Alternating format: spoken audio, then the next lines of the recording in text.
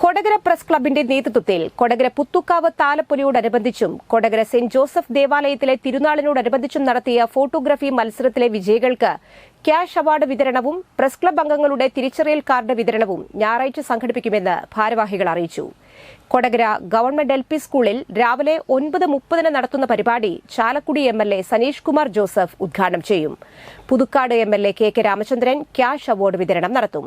Club അംഗങ്ങളുടെ തിരിച്ചറിയൽ കാർഡിന്റെ വിതരണം കൊടകര പഞ്ചായത്ത് പ്രസിഡന്റ് അമ്പിളി സോമൻ നിർവഹിക്കും.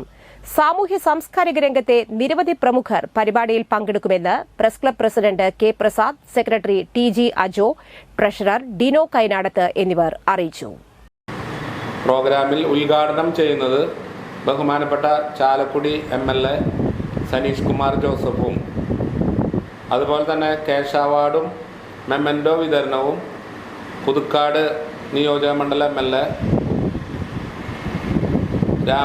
KK രാമചന്ദ്രനും നിർവഹിക്കും. ദൃശ്യവിരുന്നുകൾ സമൂഹത്തിൽ ആഘോഷങ്ങളാക്കി മാറ്റുന്നതിൻ്റെ കൂടി ഭാഗമായിക്കൊണ്ടാണ് പ്രസ് ക്ലബ്ബ് ഇത്തരത്തിലൊരു സംരംഭത്തിന് മുതിർന്നത്. അതിൻ്റെ 16-ാം തീയതി നടക്കുന്ന പരിപാടി അതിൻ്റെ ഒരു പ്രഖ്യാപനമാണ്.